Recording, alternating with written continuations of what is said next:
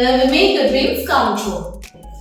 So welcome with our new topic of chapter array. In the previous video, I have already discussed related to the one dimension array, where we have discussed related to the structure of the declaration, initialization, and how we can access the elements. Okay, but in this video we are going to discuss related to two-dimensional array. Fine. So, what is the difference between one-dimensional array and two-dimensional array? In case of one-dimensional array, we have seen that only one subscript used to be there, which means it can have either row or column. But in case of two-dimensional array, it contains both rows as well as column. Okay, that's why it is called as two-dimensional array. Multi-dimensional array is also there, but as per the syllabus of ICSE, you are having two types of array, that is 1D array and 2D array. Okay, so let's start the topic. So now let's see that what is actually a 2D array. We will also compare it with 1D array. Okay. So as you can see, the first one is single dimensional array. This is a syntax of the single dimensional array. First we used to give the data type, array name with single subscript, new data type and size, which means one dimensional array can have only either row or column. Now here's the example: int a single subscript equals to new int 5.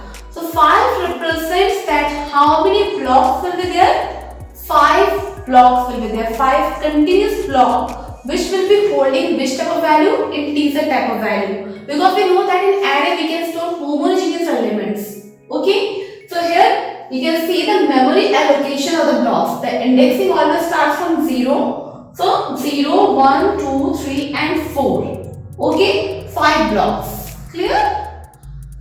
Now second one is the 2D array. 2D means two-dimensional array which will have both row and the column. Here is the syntax.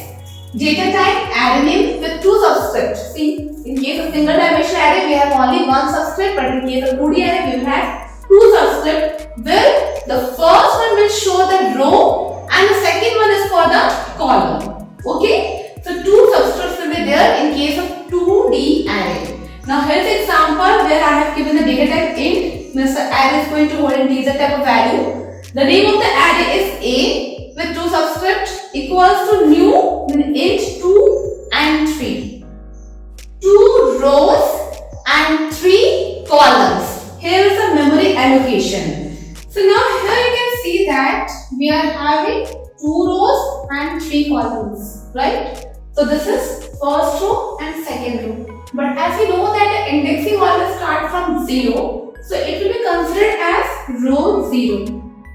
Fine? So ultimately this one will be row number 1. Clear?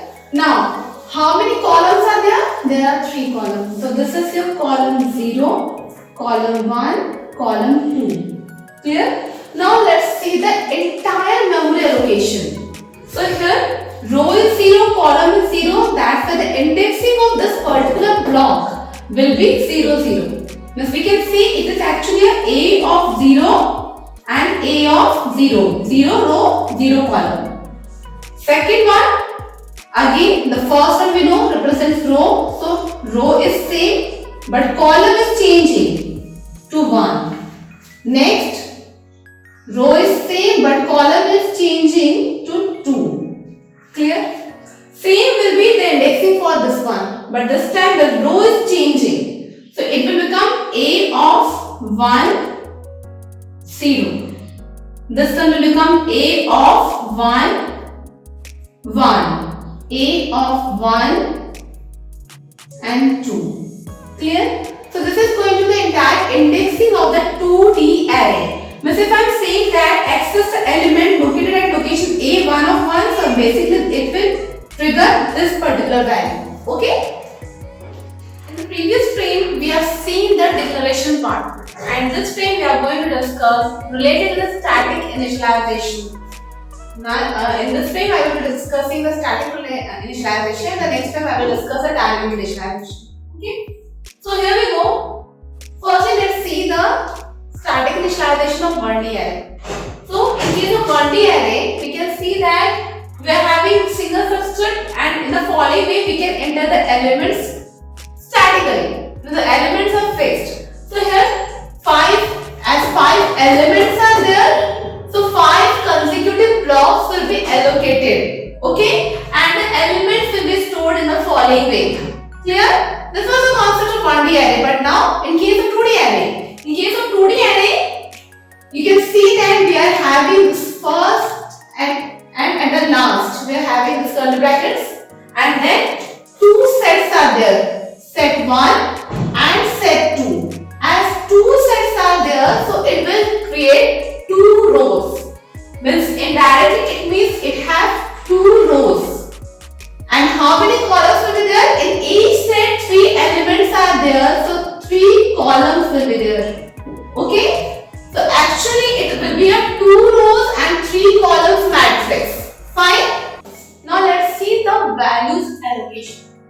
So in the first set it is stored as 10, 20 and 30. Okay? Last time itself we have discussed and the indexing order starts from 0. So this is actually a row 0, row 1, column 0, column 1, column 2. Indexings are same. Now here 10 will be stored at location 0, 0, 20 at location 0, 1 and 30 at 0, 2. First set over. Now moving towards our second set, 11 at location this, 22 and 33. Fine. So the following way the values are going to be allocated in the array. So this is the example of a static initialization where the elements are already given in the question. That time we are supposed to use only those elements. So how we are going to do that? That I have shown you. So whenever you are solving such type of questions, be very particular that whether the values are given in the question or not. If they are given, then you are supposed to use those values only, otherwise the marks for initialization will not be considered. Okay? And when the values are not given, then you are free to use this concept of scanner class. So the next time we are going to see how to use the scanner class for initializing the 2D array. Clear? So now we will see the concept of the dynamic initialization. This time I am not explaining related to the 1D array that I have already discussed. Now I am showing you directly the 2D array.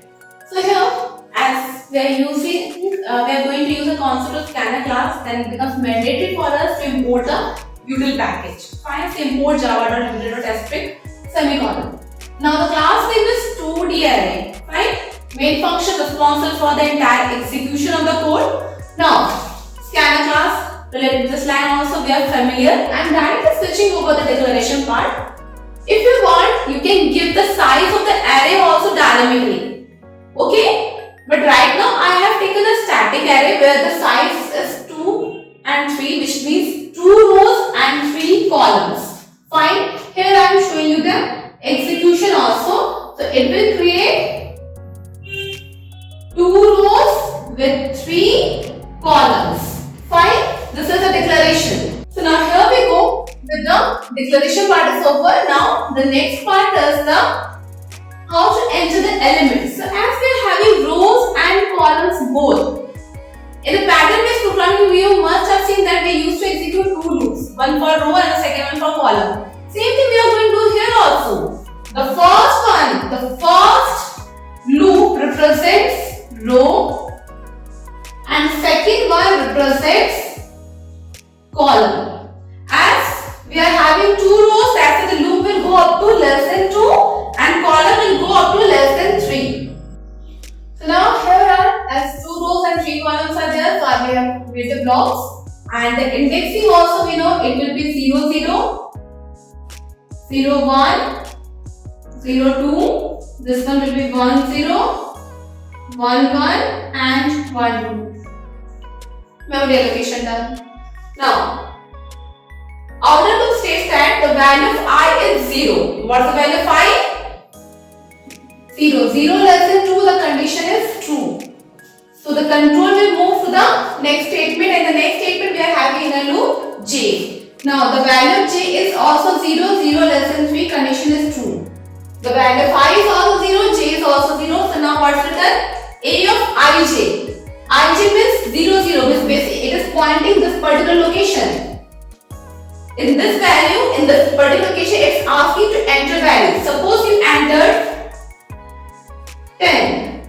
Okay, so 10 will be stored at this location. Now the value of j will be incremented because we know the inner loop will execute till it doesn't get false. The control will not move to the outer loop till the inner loop is correct.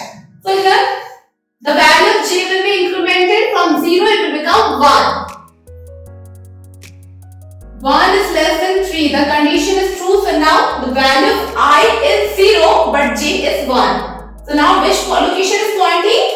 0, 1. The first index is present row, second one column. So now suppose you have entered 15. So 15 will be stored at this location. Same way again the control will move to the inner loop. The value of j will become 2, 2 less than 3. Again the condition is true. So I is 0, j is 2. So which location? 0, 2. Now suppose you have entered 17. 17 will be stored at this location. Clear? Again the control will move to the inner loop only because still the condition is true. J will become 3. 3 less than 3. Now this condition is false. Okay? So the inner loop will be terminated and the control will transfer back to the outer loop. Clear? Now I will become 1. 1 less than 2, condition is true. Means now it is going to point the row 1. Row 0 is over. Now the value of j will be reinitialized to 0. 0 less than 3, condition is true. But position is 1, 0. 1, 0 means this location. Suppose we have entered 21. So 21 will be stored at this location. Clear? Now again the value of j will be incremented to 1. 1 is less than 3. Condition is true. Now it will point 1, 1. 1, 1 is this location. Suppose you have entered 34. 34 will be stored at this location. Now again the control will move to j. j will become 2. 2 less than 3. Condition true. Now the location will be 1, 2. You have entered 55. 55 will be stored at this location. Now when the j will become 3, 3 less than 3, condition false, the loop will terminate, again the control will move to the outer loop. But this time, outer loop will also become 2, 2 less than 2, condition false, the entire loop will be terminated. Clear? So the following way it is going to store the elements in the 2D array. I hope it's clear to you. Okay? Now let's see the printing segment, the printing of the array elements. Okay? So here we go. First we print elements and here again we are executing two loops. The first one represents row and the second one represents column. Okay. So here the value of I is 0. 0 less than 2, condition is true. Now move towards j. J is also 0. 0 less than 3, condition is true. So now it is pointing the value stored at location 0, 0. And we are printing the statement a of ij. So a of ij, what is the value of I? 0. J is also 0. So we'll print 10. Okay. Now next, j, the value of j will be incremented to 1.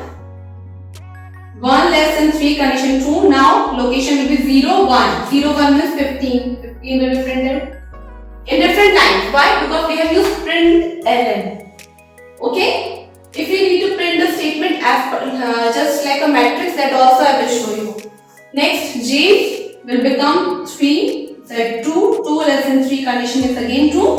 Point the value, look, stored at 0, 2. 0, 2 means 17 will be printed. Now j will become 3. 3 is less than 3, condition is false. The control will move to the outer loop. Okay, and the value of I will become 1. 1 less than 2, condition is true. And moving to the loop j. J will be reinitialized to 0 because whenever we are coming from outer loop to inner loop, every time the inner loop will be reinitialized. Clear? So j will become 0. 0 less than 3, condition true. Point the value stored at location 1, 0. This one in 1, 0, what is stored? 2, 1. That is 21, 21 will be printed. Clear? Now, again the value of j will be incremented. It will become 1, 1 less than 3, condition is true. Print the value stored at location 1, 1. So here 1, 1 means 34.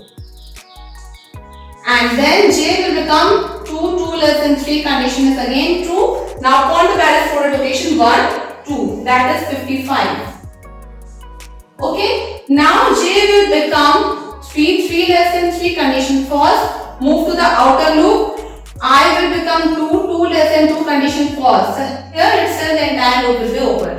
So the following way to print the output. But if you need to print the statement as just like a matrix, so in that case you have to use print statement over here, and here you have to use system.out.println. And then you will have to close your loop. Clear? So now let's see the output for this also. Now let's see that how we can print the entire statements values in a matrix format. So let's see the execution part one more time. Here the value of I is 0, 0 less than 2, the condition is true. Move to J, J is also 0, 0 less than 3, condition true. So point the value stored at location 0, 0. We are using print statement. Okay, here one more thing you can do, simply add space over here so that every element will be distinguished with the help of space. Clear? So as the value 5 0 and J is 0. So point we will print the value stored at location 0, 0. So 10 will be printed in the same line, and right now the cursor will not move to the next line because we have used print statement. After printing the value, it will give us space. Fine. Now move the control will move to J. J will become 1, 1 less than 3 condition is again true. Print the value stored at location 0, 1. So what stored at location is 0, 1, that is 15. So 15 will be stored or will be printed in the same line. Now with after that J will become 2 less than 3 conditions true. Print the value stored at location 0, 2, that is 17 in the same line. Now J will become 3 less than 3 condition false. So what will happen? The cursor will move to the next line. Okay, and control will move to I will become 1 less than 2, condition is true. Now we are going to work over the second row. Now J will be reinitialized to 0, 0 less than 3, condition true. So print the value stored at location 1, 0, but it's different line because we have our cursor have moved to the next line. So it will print the value 21 space, then J will become 1 less than 3, condition true. Print the value at location 1, 1, that is 34 with space. Now J will become 2 less than 3, condition true. Print the value stored at location 1, 2, that is 55. Now J will become 3 less than 3, condition false. The cursor will move to the next line because of the println function. Now the control will move to the outer loop. J will become 2 less than 2, condition false. The entire loop will be terminated. Fine. So the following way the programs of the 2D array used to be executed. Clear? Now in the next page we are going to discuss some important questions based over the 2-dimensional array. Clear? So now let's discuss some important questions from the chapter 2D array, or we can say from the topic 2D array. So the first question over here is the MCQ based question, that is what is 2D array. So we know that 2D array is a collection of when the rows and columns both are there. It is a 2D array. So what we can say, is it a collection of strings? No, it's not a collection of strings. Array of integers? No. An array of array? Yes, we can say it as an array of array. Okay, so the option will be an array of array. Next is question number 2, is how we can declare a 2-dimensional array. So there are two methods for declaring the 2-dimensional arrays, that data type, 2 subscript, then array name, semicolon, or the second method is data type, array name, then 2 subscript, then semicolon. So you can use any of the method for declaring the array. So here is the answer. Now third question is, what is the purpose of the first index in an array? So we know 2D array, the first one represents row and second one represents column. So here are the options accessing elements within a row. So yes, the first option is correct. Now the next question is that how do you find the length of the second dimension of a 2D array named matrix? We need to find the length of the second dimension of a 2D array. Second dimension is column. Fine. So here we go. The first option, matrix of length. No. Second matrix of 0 dot length. Yes. In the following way we can find the length of the second dimension of a 2D array. Clear? Second dimension states that column. Fine. This was all about the MCQ based questions. Now we are going to discuss some output based question over 2D array. Clear? Now let's discuss some important output based question over 2-dimensional array. So here's the first question. Here I have created one array or 2D array, named it as table.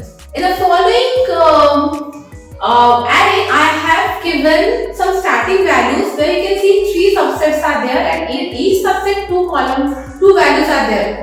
As 3 subsets are there, means 3 rows. An individual row contains 2 values, so it means 2 columns. So overall we can say it is a 3 into 2 matrix. Okay. So now here you can see that I have executed a loop. The first is outer loop which represents row, and the second one is inner loop which represents a column. I equals to 0, I less than table.length. Table.length means number of rows. So here number of rows over here are 3 rows are there, and then j equals to 0, 0, j is less than table of I.length, means I am finding the length of individual row. So individual row contains 2 elements, so the length will be 2. So basically the loop will be 0 less than 2. The condition is true. So as you can see, the value of I and the value of j both are 0, so it will print the value 0, 0. As we have used print function, so the cursor will remain in the same line. After printing the value stored at 0, 0, what is stored at 0, 0? That is 1. 1 will be printed and the space will be there. Okay. Now the value of j will be incremented. J will become 1. 1 less than 2. Condition is true. So now the value of I is 0 but j is 1. 0, 1. What is stored at location 0, 1? That is 2. So 2 will be printed in the same line. Now j will become 2. 2 less than 2. Condition is false. The inner loop will be terminated, and then the cursor will move to the next line and the control will move to the outer loop. Now the value of I will be incremented to 1, 1 less than 3 because 3 rows are there. Condition is true, and the value of j will be rearranged as 0. 0 less than 2, condition is false, true. As it is true, now the value of I is 1, j is 0. 1, 0. What is stored at location 1, 0? That is 3. 3 will be printed. Now j will be incremented to 1. I is still 1. J is 1. 1, 1. The value stored at location 1, 1. That is 4 will be printed. Fine. Again the control as j, the value of j will be increased to 2. 2 less than 2. Condition is false. The inner loop will get terminated. Fine.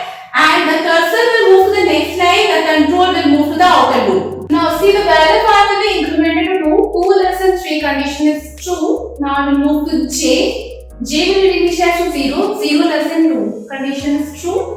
So it will print the value stored at location 2, 0. That is 5. Same way the value of j will be incremented to 1. 1 less than 2, condition is true.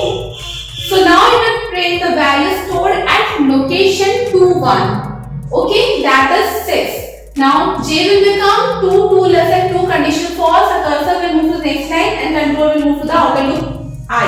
I will become 3. 3 less than 3, condition false, and loop will be terminated. So now the final output will be this. Okay. Now the second output question is this. I have created one 2-dimensional array with the name values. What is this? I pass only value in only one subset, that is row, but for the column one it's blank. So when I am going to execute this code, when I am going to print the value, stored at location value of 0, 0, it will throw an exception. So what is the name of the exception? The name of the exception is null pointer exception. Clear? Because we have to pass the values in both rows and columns. Arrays are not static in nature. So we have to give the size of the array in the beginning itself, in the initial stage itself, and after the size only it will allocate the memory. Clear? Now the third output based question is that here I have created one static array.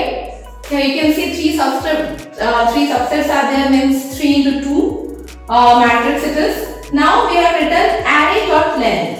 So the first statement, system.out.println array.length will will print the number of rows.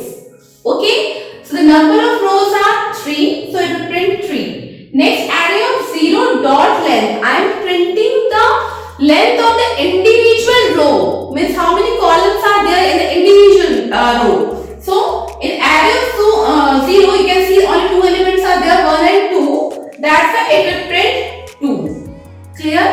So this was the output based questions. Now we are going to discuss some programs. 2 programs I will be discussing, that how we can solve the questions based over the 2D array. Clear? Now let's discuss some questions based over the 2D array. So here's the question that write a program to print the elements of a left diagonal. Okay, now what is left diagonal? See, in case of diagonal, the one thing which we have to remember that the number of rows and columns will always be same. Okay, if number of rows and columns are uneven, then it is not possible to find the diagonals. Clear? So the number of rows and columns needs to be same. Clear?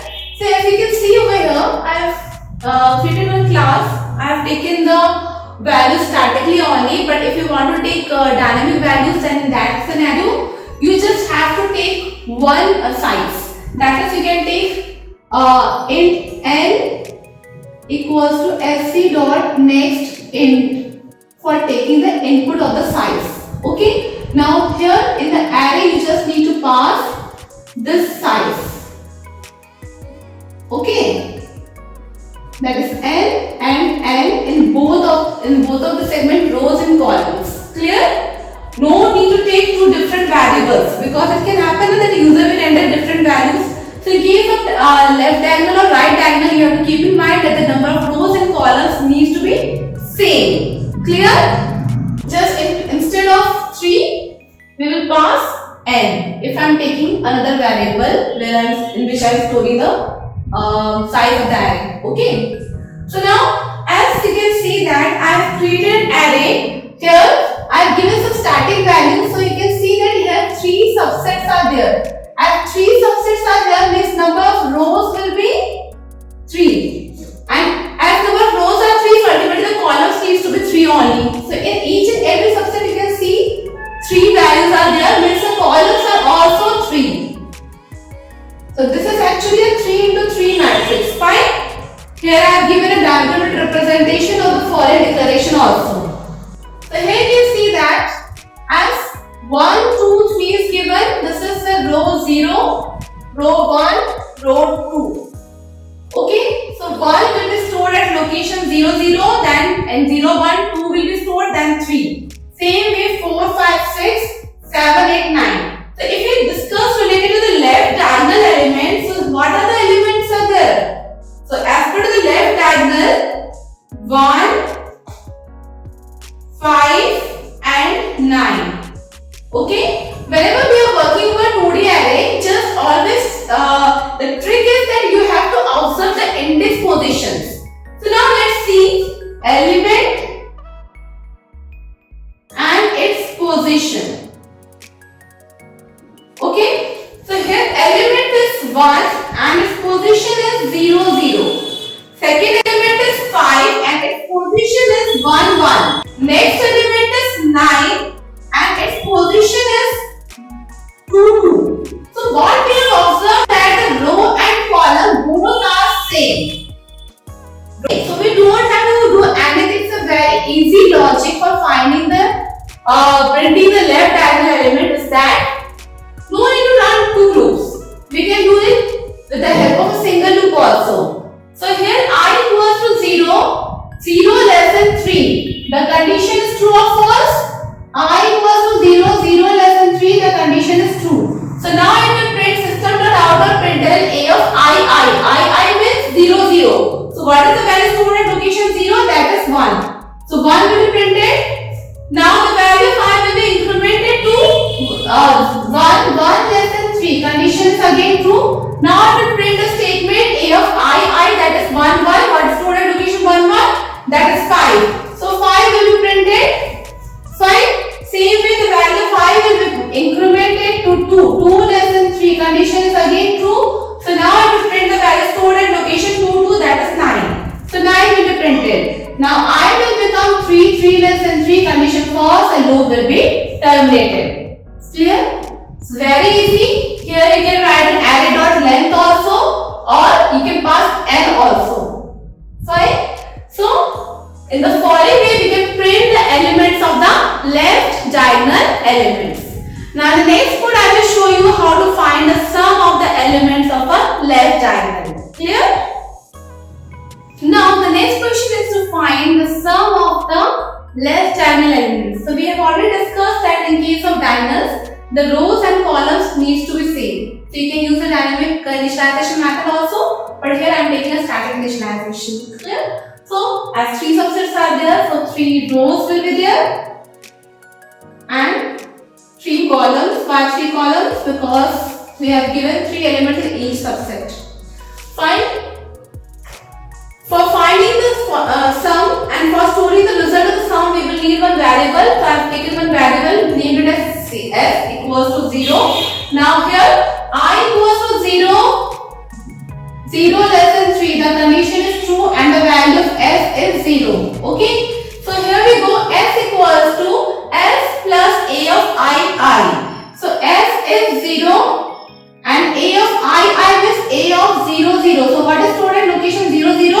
That is 1. So it will become 0 plus 1, that is 1. So the value of f will be updated to 1. Clear? Now the value of I will be incremented to 1. 1 less than 3 condition is true. Now the value of s is updated to 1 and the value of I is 1, 1. So what is stored at location 1, 1? The value stored at location 1, 1 is 5. So it will be 1 plus 5, that is 6. F will be updated to 6. Clear? Now here the control will move to I and the value of I will be updated to 2. 2 less than 3, condition is true. What is the value of F? The last value of F is 6. And what is the value stored at location 2, 2? The value stored at location 2, 2 is 9. Okay? So here it will become 6 plus 9. So, in the following way, it will execute the entire code. So, how much it will be? 15. Clear? Now, the I will become 3. 3 less than 3 condition false. Entire loop will be terminated. And as we need to print the final sum, that's why I have printed the statement outside of the loop. So, it will now print sum of the left diagonal elements equals to the value of s. Clear? So, the following way, the entire code is going to be executed. So I hope the concept which we have discussed in the following video is clear to you. But if you have any doubt, any queries, then you are having a comment section. In the comment section, you can ask the queries so that I can prepare the video accordingly. So for now, if you like the video, please do like, share and subscribe our YouTube channel. Thank you and bye-bye.